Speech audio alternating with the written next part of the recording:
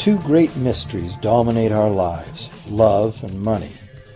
What is love is a question that has been endlessly explored in stories, songs, books, movies, and television.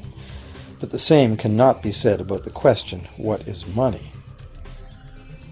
It's not surprising that monetary theory hasn't inspired any blockbuster movies, but it was not even mentioned at the schools most of us attended.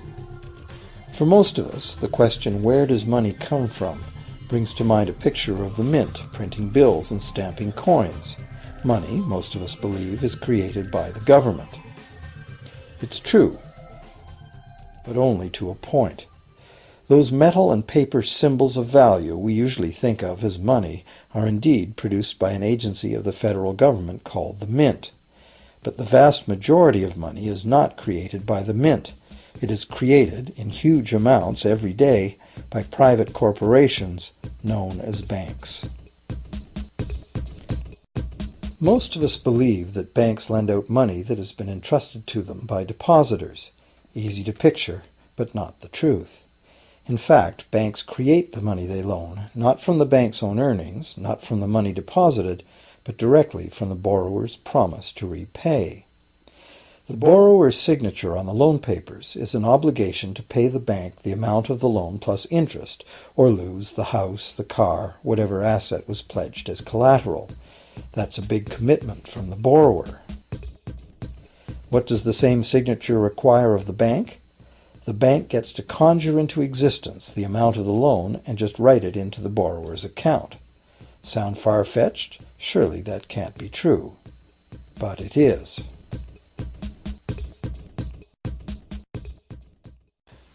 To demonstrate how this miracle of modern banking came about, consider this simple story, the goldsmith's tale.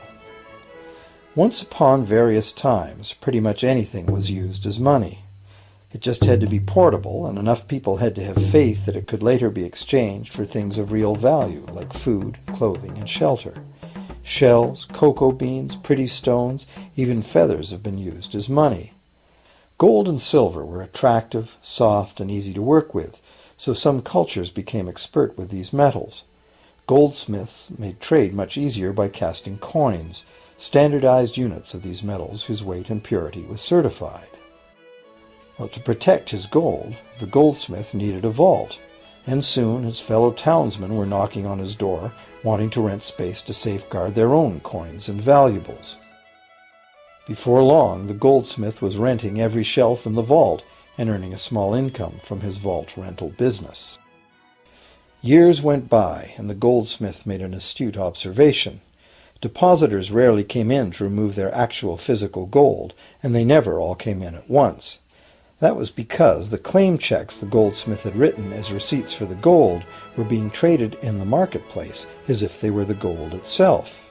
This paper money was far more convenient than heavy coins, and amounts could simply be written instead of laboriously counted one by one for each transaction. Meanwhile, the goldsmith had another business. He lent out his gold, charging interest. Well, as convenient claim check money came into acceptance, borrowers began asking for their loans in the form of these claim checks instead of the actual metal. As industry expanded, more and more people asked the goldsmith for loans. This gave the goldsmith an even better idea. He knew that very few of his depositors ever removed their actual gold, so the goldsmith figured he could easily get away with lending out claim checks against his depositors' gold, in addition to his own. As long as the loans were repaid, his depositors would be none the wiser and no worse off, and the goldsmith, now more banker than artisan, would make a far greater profit than he could by lending only his own gold.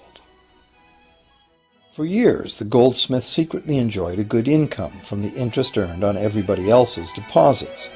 Now a prominent lender, he grew steadily richer than his fellow townsmen, and he flaunted it. Suspicions grew that he was spending his depositors' money. His depositors got together and threatened withdrawal of their gold if the goldsmith didn't come clean about his newfound wealth. Contrary to what one might expect, this did not turn out to be a disaster for the goldsmith. Despite the duplicity inherent in his scheme, his idea did work. The depositors had not lost anything. Their gold was all safe in the goldsmith's vault. Well, rather than taking back their gold, the depositors demanded that the goldsmith, now their banker, cut them in by paying them a share of the interest. And that was the beginning of banking. The banker paid a low interest rate on deposits of other people's money that he then loaned out at a higher interest. The difference covered the bank's cost of operation and its profit. The logic of this system was simple, and it seemed like a reasonable way to satisfy the demand for credit. However, this is not the way banking works today. Our goldsmith banker was not content with the income remaining after sharing the interest earnings with his depositors, and the demand for credit was growing fast as Europeans spread out across the world. But his loans were limited by the amount of gold his depositors had in his vault. That's when he got an even bolder idea. Since no one but himself knew what was actually in his vaults, he could lend out claim checks on gold that wasn't even there. As long as all the claim check holders didn't come to the vault at the same time and demand real gold, how would anyone find out? This new scheme worked very well, and the banker became enormously wealthy on the interest paid on gold that did not exist. The idea that the banker would just create money out of nothing was too outrageous to believe, so for a long time the thought did not occur to people. But the power to just invent money went to the banker's head, as you can well imagine. In time, the magnitude of the banker's loans and his ostentatious wealth did trigger suspicions once again. Some borrowers started to demand real gold instead of paper representations. Rumors spread. Suddenly, several wealthy depositors showed up to remove their gold. The game was up. A sea of claim check holders flooded the street outside the closed doors of the bank. Alas, the banker did not have enough gold and silver to redeem all the paper he had put into their hands. This is called a run on the bank, and it is what every banker dreads. This phenomenon of a run on the bank ruined individual banks and, not surprisingly, damaged public confidence in all bankers. It would have been straightforward to outlaw the practice of creating money from nothing.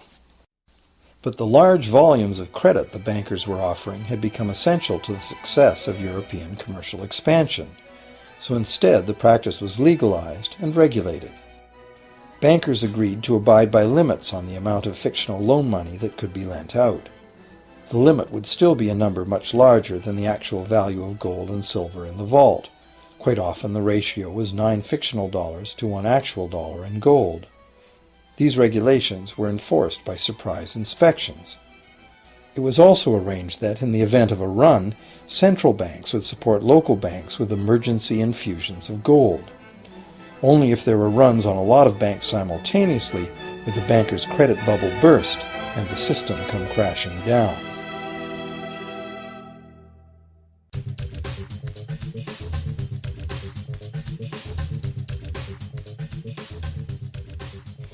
Over the years, the fractional reserve system and its integrated network of banks backed by a central bank has become the dominant money system of the world.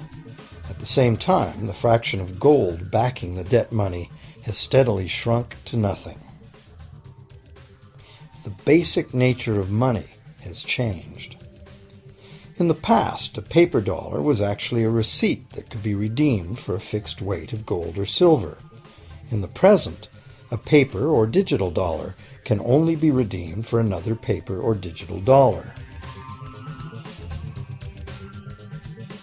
In the past, privately created bank credit existed only in the form of private banknotes, which people had the choice to refuse, just as we have the choice to refuse someone's private check today.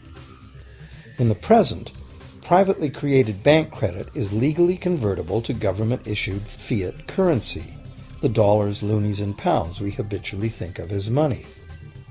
Fiat currency is money created by government fiat or decree, and legal tender laws declare that citizens must accept this fiat money as payment for debt, or else the courts will not enforce the obligation.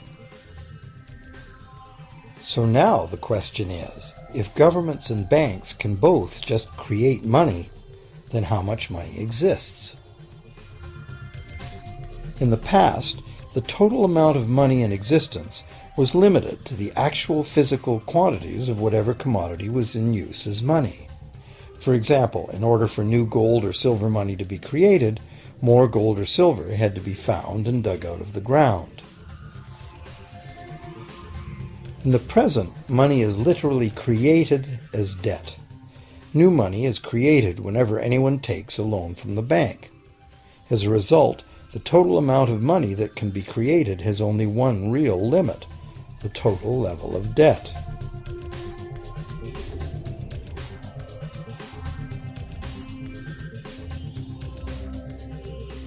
Governments place an additional statutory limit on the creation of new money by enforcing rules known as fractional reserve requirements. Essentially arbitrary, fractional reserve requirements vary from country to country and from time to time. In the past, it was common to require banks to have at least $1 worth of real gold in the vault to back $10 worth of debt money created. Today, reserve requirement ratios no longer apply to the ratio of new money to gold on deposit, but merely to the ratio of new debt money to existing debt money on deposit in the bank. Today, a bank's reserves consist of two things: the amount of government-issued cash or equivalent that the bank has deposited with the central bank, plus the amount of already existing debt money the bank has on deposit. To illustrate this in a simple way, let's imagine that a new bank has just started up and has no depositors yet. However, the bank's investors have made a reserve deposit of $1,111.12 of existing cash money at the central bank. The required reserve ratio is 9-to-1. Step 1. The door is open and the new bank welcomes its first loan customer. He needs $10,000 to buy a car. At the 9-to-1 reserve ratio, the new bank's reserve at the central bank, also known as high-powered money, allows it to legally conjure into existence 9 times that amount, or $10,000, on the basis of the borrower's pledge of debt. This $10,000 is not taken from anywhere. It's brand new money simply typed into the borrower's account as bank credit. The borrower then writes a check on that bank credit to buy the used car. Step 2. The seller then deposits this newly created $10,000 at her bank. Unlike the high-powered government money deposited at the central bank, this newly created credit money cannot be multiplied by the reserve ratio. Instead, it's divided by the reserve ratio. At a ratio of 9-to-1, a new loan of $9,000 can be created on the basis of the $10,000 deposit. Step 3. If that $9,000 is then deposited by a third party at the same bank that created it or at a different one, it becomes the legal basis for a third issue of bank credit, this time for the amount of $8,100. Like one of those Russian dolls where each layer contains a slightly smaller doll inside, each new deposit contains the potential for a slightly smaller loan in an infinitely decreasing series. Now, if the loan money created is not deposited at the bank, the process stops. That's the unpredictable part of the money creation mechanism. But more likely, at every step, the new money will be deposited at a bank, and the reserve ratio process can repeat itself over and over until almost $100,000 of brand new money has been created within the banking system. All of this new money has been created entirely from debt, and the whole process has been legally authorized by the initial reserve deposit of just $1,111.12, which is still sitting untouched at the central bank. What's more, under this ingenious system, the books of each bank in the chain must show that the bank has 10% more on deposit than it has out on loan. This gives banks a very real incentive to seek deposits in order to be able to make loans, supporting the general but misleading impression that loans come out of deposits.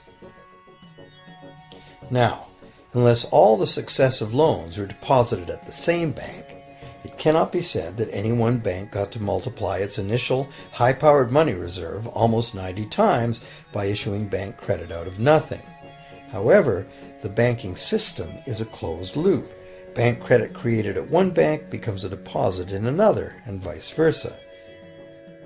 In a theoretical world of perfectly equal exchanges, the ultimate effect would be exactly the same as if the whole process took place within one bank.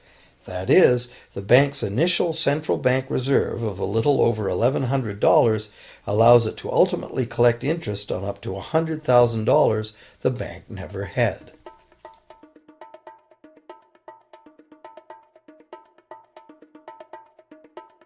If that sounds ridiculous, try this.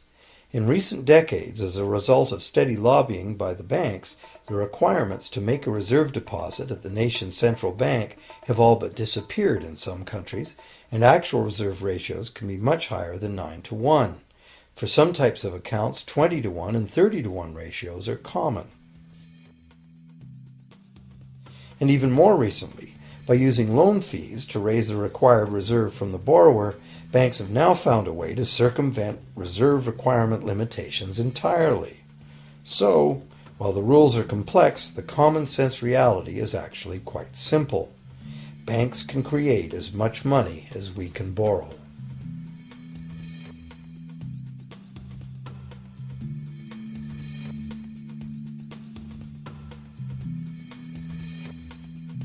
Despite the endlessly presented mint footage, government-created money typically accounts for less than 5% of the money in circulation.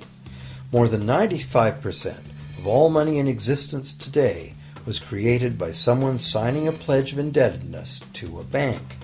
What's more, this bank credit money is being created and destroyed in huge amounts every day, as new loans are made and old ones repaid.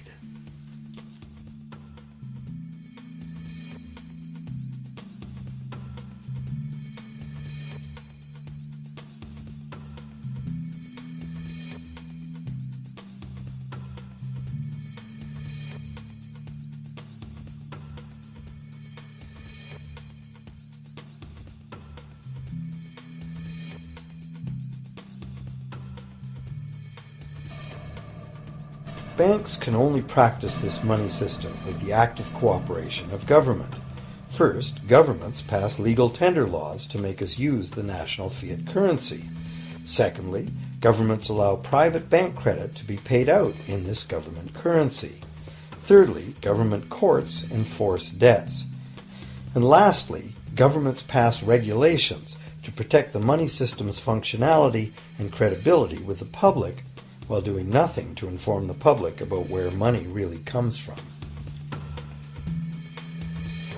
The simple truth is that when we sign on the dotted line for a so-called loan or mortgage, our signed pledge of payment, backed by the assets we pledge to forfeit should we fail to pay, is the only thing of real value involved in the transaction.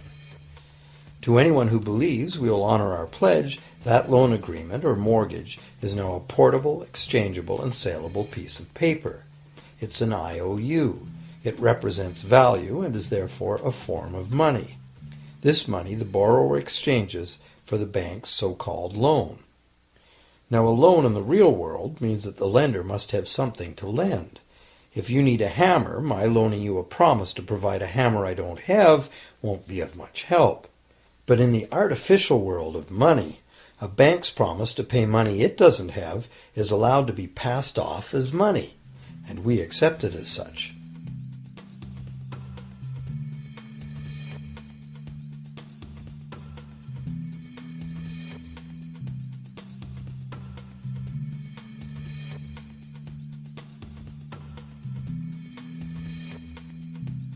Once the borrower signs the pledge of debt, the bank then balances the transaction by creating, with a few keystrokes on a computer, a matching debt of the bank to the borrower. From the borrower's point of view, this becomes loan money in his or her account, and because the government allows this debt of the bank to the borrower to be converted to government fiat currency, everyone has to accept it as money. Again, the basic truth is very simple. Without the document the borrower signed, the banker would have nothing to lend. Have you ever wondered how everyone, governments, corporations, small businesses, families, can all be in debt at the same time and for such astronomical amounts? Have you ever questioned how there can be that much money out there to lend? Now you know. There isn't. Banks do not lend money. They simply create it from debt. And as debt is potentially unlimited, so is the supply of money. And as it turns out, the opposite situation is also true. Isn't it astounding that despite the incredible wealth of resources, innovation, and productivity that surrounds us, almost all of us, from governments to companies to individuals, are heavily in debt to bankers? If only people would stop and think, how can that be? How can it be that the people who actually produce all the real wealth in the world are in debt to those who merely lend out the money that represents the wealth? Even more amazing is that once we realize that money really is debt, we realize that if there was no debt, there'd be no money.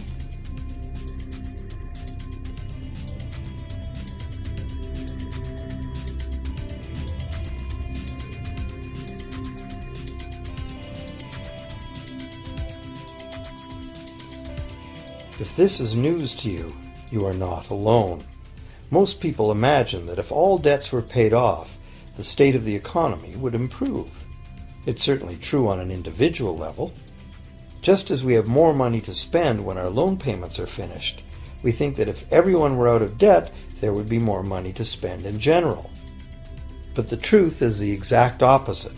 There would be no money at all. There it is.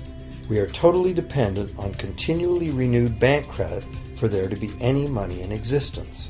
No loans, no money, which is what happened during the Great Depression. The money supply shrank drastically as the supply of loans dried up.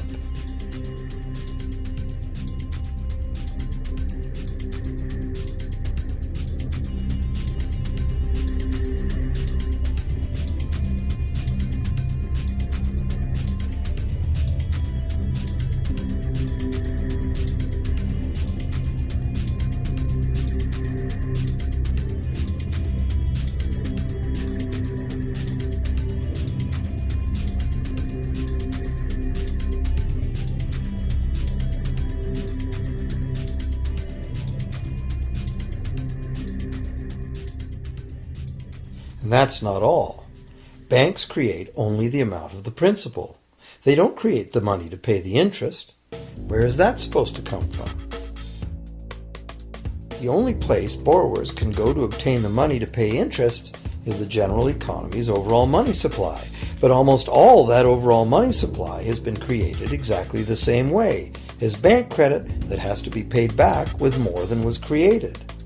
So everywhere there are other borrowers in the same situation, frantically trying to obtain the money they need to pay back both principal and interest from a total money pool which contains only principal. It is clearly impossible for everyone to pay back the principal plus interest because the interest money doesn't exist. This can even be expressed by a simple mathematical formula. The big problem here is that for long-term loans, such as mortgages and government debt, the total interest far exceeds the principal. So unless a lot of extra money is created to pay the interest, it means a very high proportion of foreclosures and a non-functioning economy. To maintain a functional society, the rate of foreclosure needs to be low. And so, to accomplish this, more and more new debt money has to be created to satisfy today's demands for money to service the previous debt.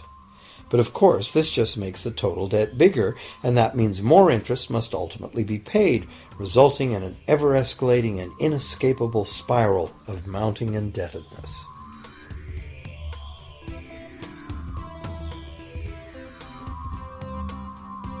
It is only the time lag between money's creation as new loans and its repayment that keeps the overall shortage of money from catching up and bankrupting the entire system.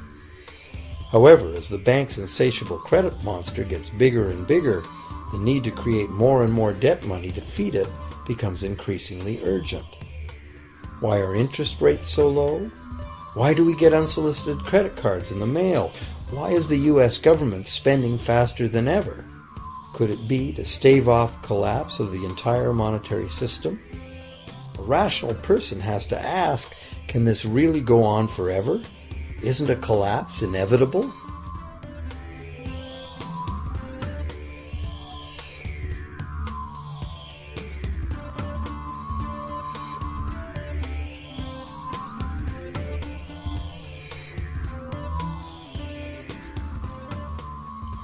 Money facilitates production and trade. As the money supply increases, money just becomes increasingly worthless unless the volume of production and trade in the real world grows by the same amount. Add to this the realization that when we hear that the economy is growing at 3% per year, it sounds like a constant rate, but it's not. This year's 3% represents more real goods and services than last year's 3% because it's 3% of the new total. Instead of a straight line, as is naturally visualized from the words, it is really an exponential curve getting steeper and steeper. The problem, of course, is that perpetual growth of the real economy requires perpetually escalating use of real-world resources and energy. More and more stuff has to go from natural resource to garbage every year, forever, just to keep this system from collapsing.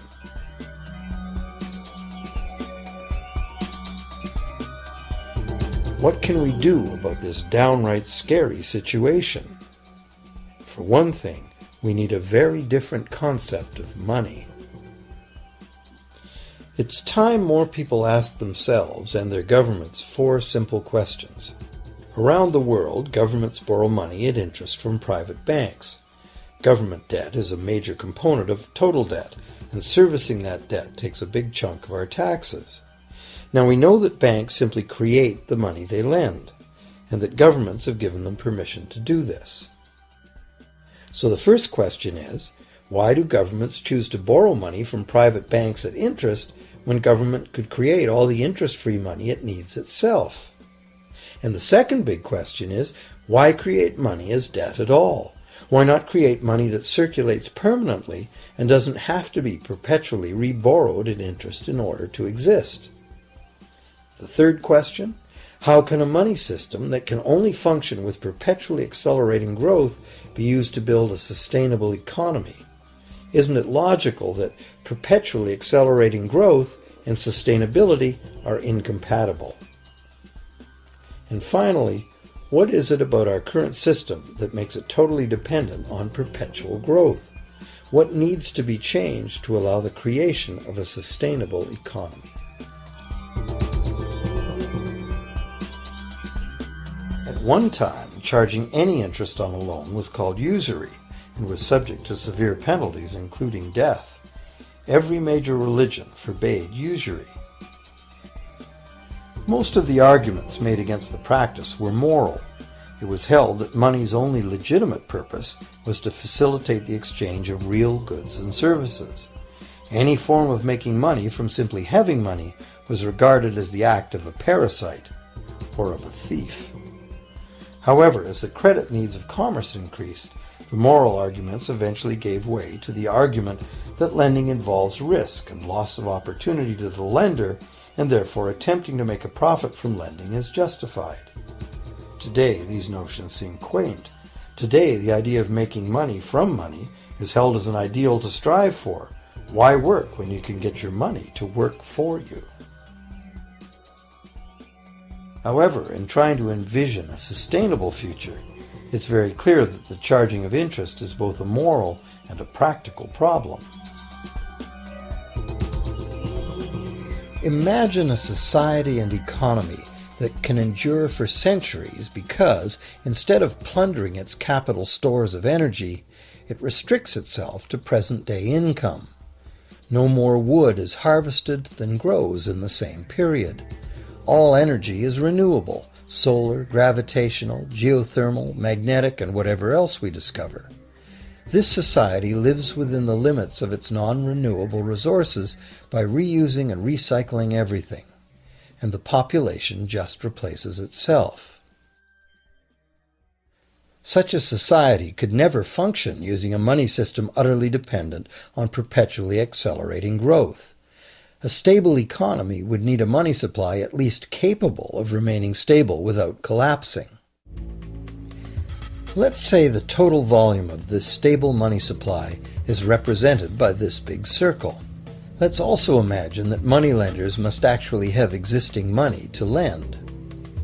If some people within this money supply begin systematically lending money at interest, their share of the money supply will grow.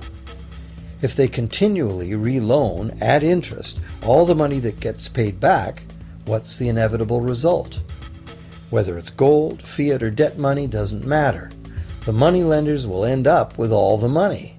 And after the foreclosures and bankruptcies are all filed, they'll get all the real property too. Only if the proceeds of lending at interest were evenly distributed among the population would this central problem be solved. Heavy taxation of bank profits might accomplish this goal, but then why would banks want to be in business? If we were ever able to free ourselves of the current situation, we could imagine banking run as a non-profit service to society, dispersing its interest earnings as a universal citizen dividend, or lending without charging interest at all.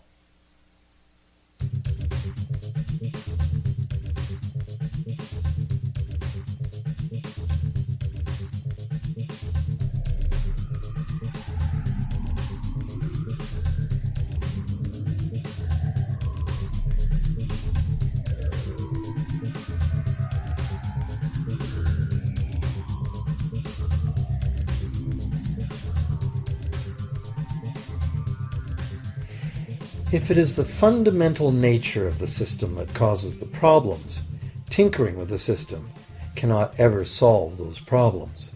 The system itself must be replaced. Many monetary critics call for a return to gold-based money, claiming that gold has a long history of reliability. They ignore the many scams that can be played with gold, shaving coins, debasing the metal, cornering the market, all of which were abundantly practiced in ancient Rome and contributed to its fall.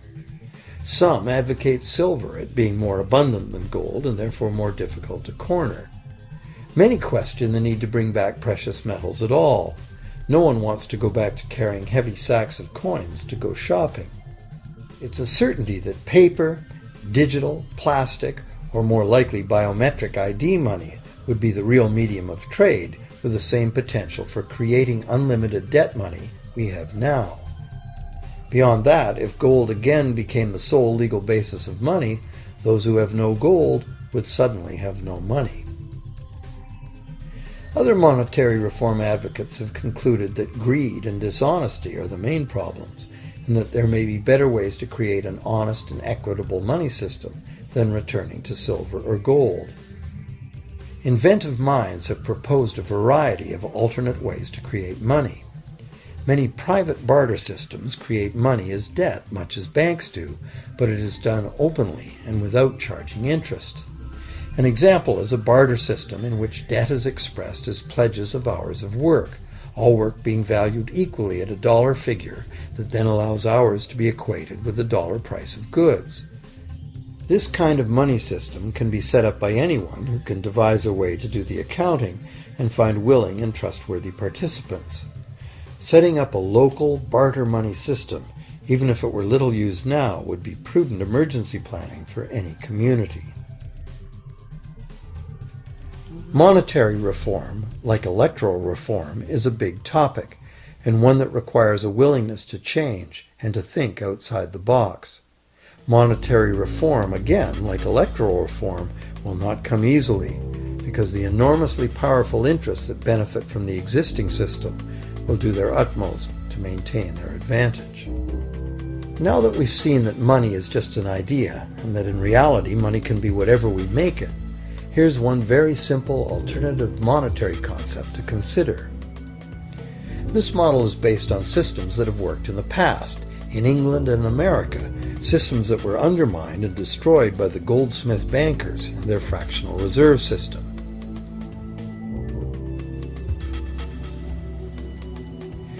create an economy based on permanent interest-free money, money could simply be created and spent into the economy by the government, preferably on long-lasting infrastructure that facilitates the economy, such as roads, railroads, bridges, harbors, and public markets.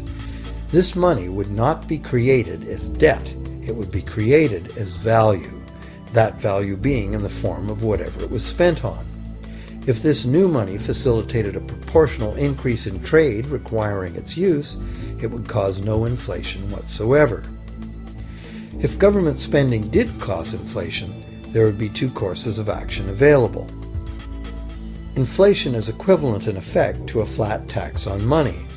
Whether the money goes down in value 20% or the government takes 20% of our money away from us, the effect on our buying power is the same. Viewed this way, inflation in place of taxation might be politically acceptable if well spent and kept within limits. Or government could choose to counter inflation by collecting tax monies that it then takes out of use, thus reducing the money supply and restoring its value. To control deflation, which is the phenomenon of falling wages and prices, the government would simply spend more money into existence. With no competing private debt money creation, governments would have more effective control of their nation's money supply. The public would know whom to blame if things went wrong. Governments would rise and fall on their ability to preserve the value of money. Government would operate primarily on taxes, as it does now, but tax money would go much, much further, as none of it would be required to pay interest to private bankers. There could be no national debt if the federal government simply created the money it needed. Our perpetual collective servitude to the banks through interest payments on government debt would be impossible.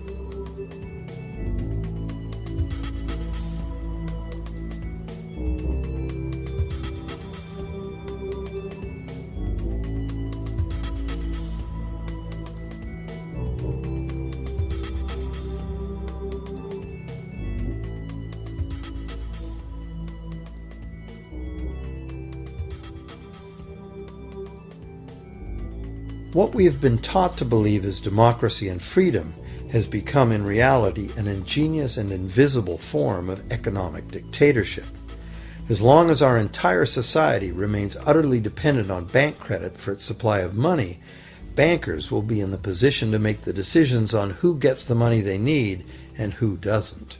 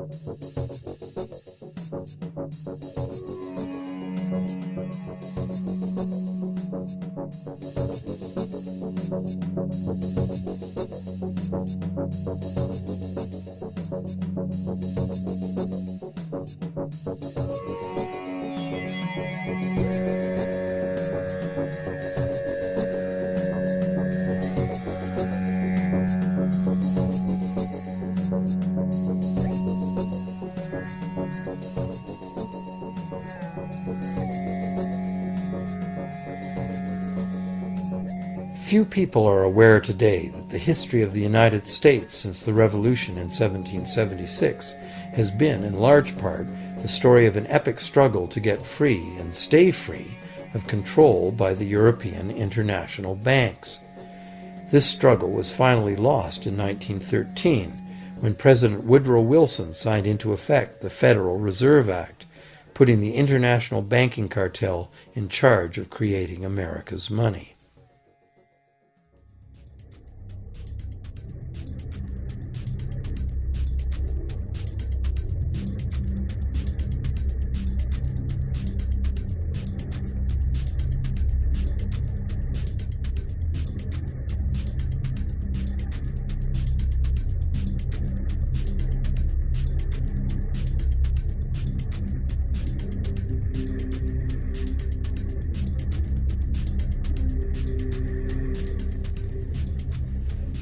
power of this system is deeply ingrained. So is the educational and media silence on the subject. Years ago, a Canadian Deputy Prime Minister surveyed scores of non-economists, both highly educated professionals and common-sense people on the street, and found that not one of them had an accurate understanding of how money is created. In fact, it's probably safe to say that most people, including the frontline employees of banks, have never given the matter a moment's thought. Have you?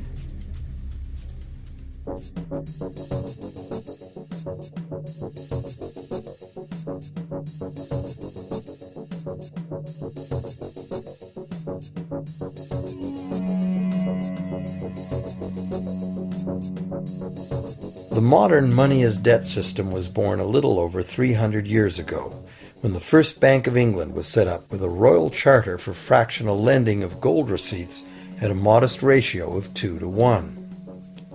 That modest ratio was just the proverbial foot in the door. The system is now worldwide, creates virtually unlimited amounts of money out of thin air, and has almost everyone on the planet chained to a perpetually growing debt that can never be paid off.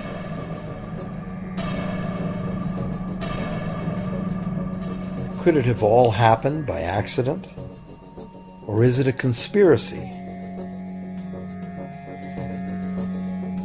Obviously, something very big is at stake here.